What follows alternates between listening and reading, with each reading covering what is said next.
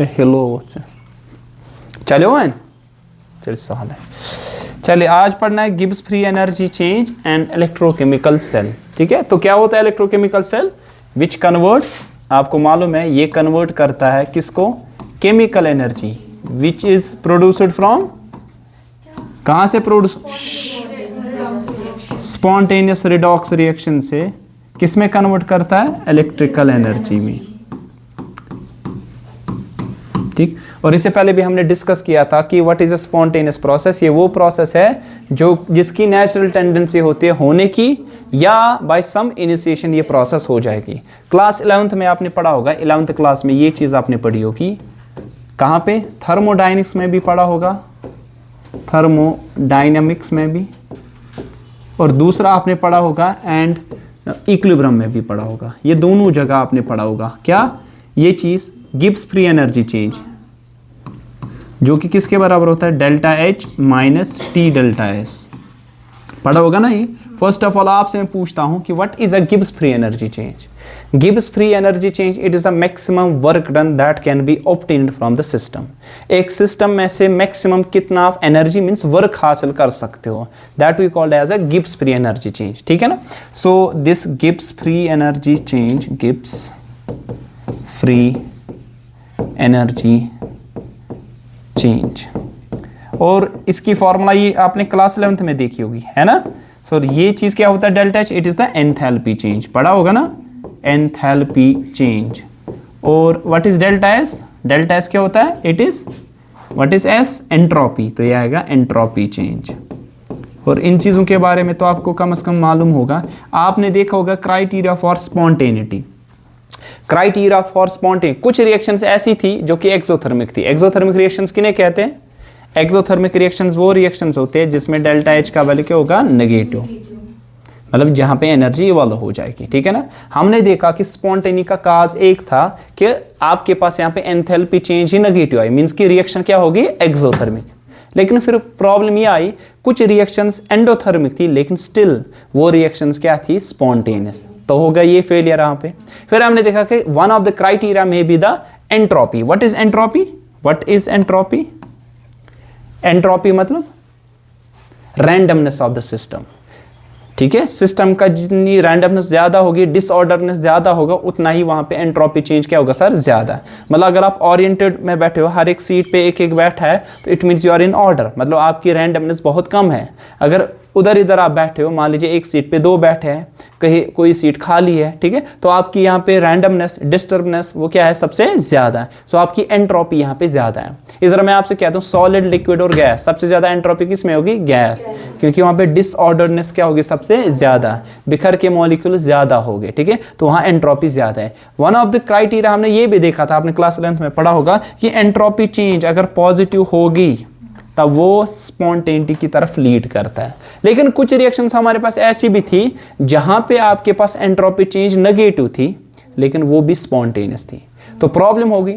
फिर आया कौन? गिब्स। गिब्स ने बता दिया मैं आपको एक ऐसी फिजिकल क्वांटिटी देता हूं, ना तो आपको एंथैल्पी अलग से देखनी है, ना तो अलग से आपको एंट्रोपी देखनी है, लेकिन ये दोनों को कंबाइन करता है, that is Gibbs free energy change. और आपने देखा कि अगर इस गिब्स फ्री एनर्जी का चेंज लेस देन 0 होगा तो वो क्या होती है? स्पॉन्टेनियस, वो होती है स्पॉन्टेनियस। और आपने ये भी देखा होगा कि अगर ये गिब्स फ्री एनर्जी चेंज का वैल्यू क्या होगा? ग्रेटर देन 0, वो क्या होगा? Non spontaneous. और जब देखा होगा डेल्टा जी का वैल्यू क्या होगा सर? 0, तब कौन सी? इक्विलिब्रियम स्टेट आ जाएगी, है ना।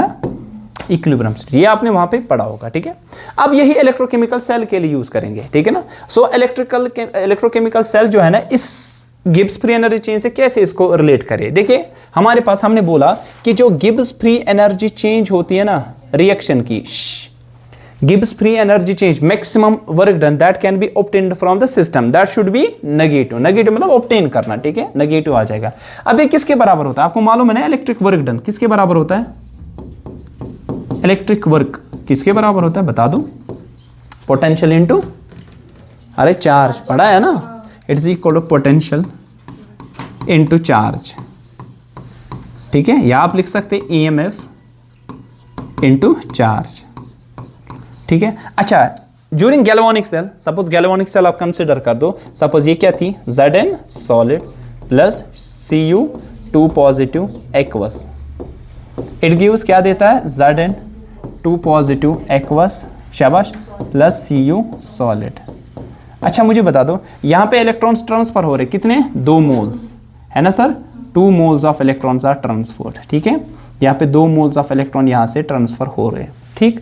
अगर मेरे पास चार्ज है, अब 2 ही मत हो सकते हैं, कहीं पे 3, कहीं पे 4, कहीं पे 1 हो सकता है, तो इन जनरल अगर मेरे पास चार्ज जो है ना, अगर चार्ज मेरे पास है n into E, what is n E, it is the charge, n mole of electrons का कितना होगा, और मेरे पास जो होगा आपके पास EMF वो कितना होगा सर,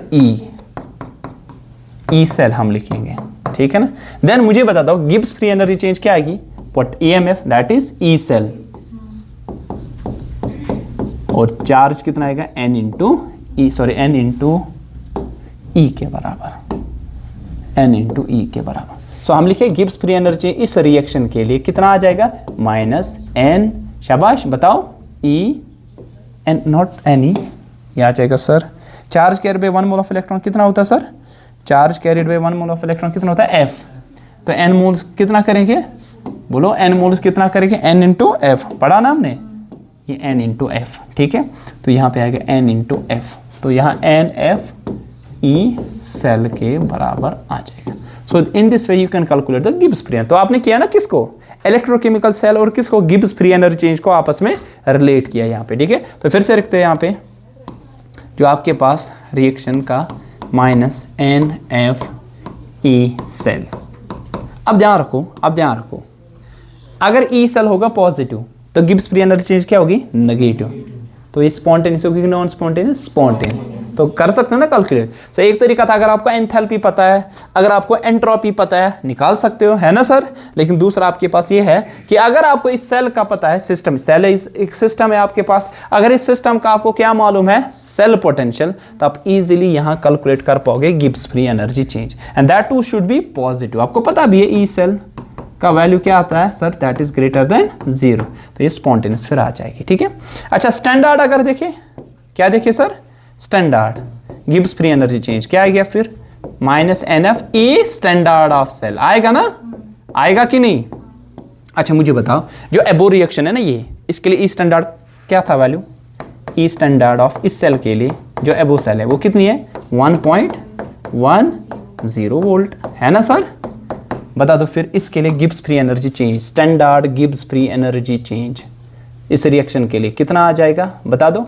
ये आएगा -n का वैल्यू कितना है 2, f का वैल्यू 96487 है ना। अगर आप अप्रोक्सीमेट लोगे तो कितना है 96500, बता दिया था, ठीक है। और इसके लिए कितना है वैल्यू 1.10 वोल्ट, ठीक है। और जब आप कैलकुलेट करोगे ये value, that comes out to be it's equal to -21227। Calculate करके क्या आ जाएगा आंसर, जूल्स पर मोल।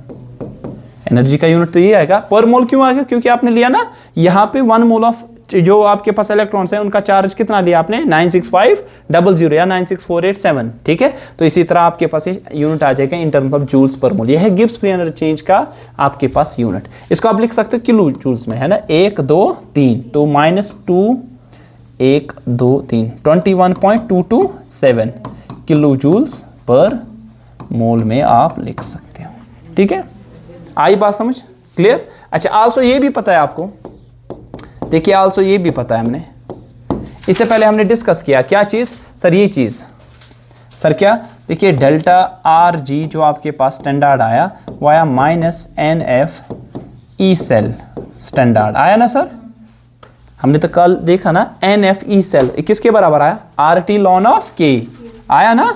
तो आप इसको गिब्स फ्री एनर्जी चेंज को इक्विलिब्रियम कांस्टेंट के साथ भी रिलेट कर सकते हैं, ln of K, what is K, equilibrium constant, इनको भी आप कोरिलेट कर सकते हैं। सो अगर आपको इक्विलिब्रियम कांस्टेंट पता है निकाल पाओगे गिब्स फ्री एनर्जी चेंज। अगर आपको स्टैंडर्ड सेल पोटेंशियल पता है standard Gibbs free energy change निकाल सकते हो, या अगर आपको स्टैंडर्ड सेल पोटेंशियल और गिब्स फ्री एनर्जी ये ना इक्विलिब्रियम कांस्टेंट को रिलेट करना, इस तरीके से भी आप ये कर सकते हो, ठीक है। ये हमने कल सीखा था, अगर आप लोगों को याद होगा, ठीक। आई बात समझ, ठीक। यहाँ पे आपके पास गिवन है कुछ प्रॉब्लम्स, ये आप कर लेना, ठीक है। ये आपके पास गिवन है, calculate the potential of hydrogen, मतलब ये जो इलेक्ट्रोड पोटेंशियल निकालना है in contact with the solution whose pH is 10। Sir इनमें एग्जैक्टली क्यों नहीं आएंगे? हाँ ज़रूरी है, क्यों नहीं आएंगे? देखिए यहाँ पे pH का वैल्यू गिवन है, कितना है सर? pH का वैल्यू कितना है सर? 10। pH का वैल्यू 10 किसके बराबर होता है pH? Minus times log of concentration of, sir बताओ, H पॉजिटिव हाइड्रोनियम आयन, पढ़ा है ना 10th में, ये है 10, ये log टू द बेस 10 है, ठीक। फिर क्या आएगा? Concentration of H positive ion, minus जाएगा ऊपर, बनेगा -10, ये बनेगा 10 टू द पावर -10, आएगा ना मोलर। तो आपको निकालना है ये उस सॉल्यूशन के साथ कांटेक्ट में जिसकी कंसंट्रेशन इतनी है, तो किसका यूज करोगे? यू विल यूज नर्नेस्ट इक्वेशन, है ना सर? सो नर्नेस्ट इक्वेशन क्या कहता है? नर्नेस्ट इक्वेशन क्या आता है कि आपके पास जो ई सेल किसी भी कंसंट्रेशन पे, ये किसके बराबर होगा? E standard of cell minus 0.059 divide by कितने नंबर ऑफ इलेक्ट्रॉन ट्रांसफर हो गए, लॉग ऑफ, शाबाश, 1 बाई कंसंट्रेशन उस आयन की कितनी है ना सर? अब यहां कौन है? H पॉजिटिव, है ना सर? कौन है?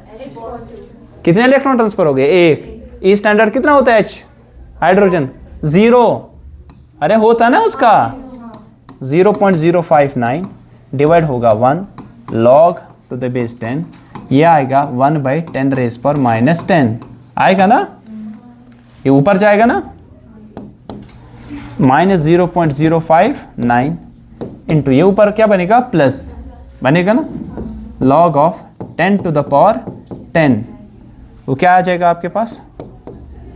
0.059 इंटू 10 नीचे, है ना, लॉग 10 टू द बेस 10 कितना होता है? 1, 10 इंटू 1, तो ये आएगा 0.59, क्या आ जाएगा? वोल्ट आएगा ना, ठीक है। इस तरह EMF इन दोनों का करना है, इक्विलिब्रियम कांस्टेंट निकालना है यहाँ पे, ये दो आप प्रॉब्लम्स कर लेना है इसमें, ठीक है। ये है इलेक्ट्रोकेमिस्ट्री वाला पहला पोर्शन खत्म हो गया, दूसरा पोर्शन इसके बाद देखेंगे।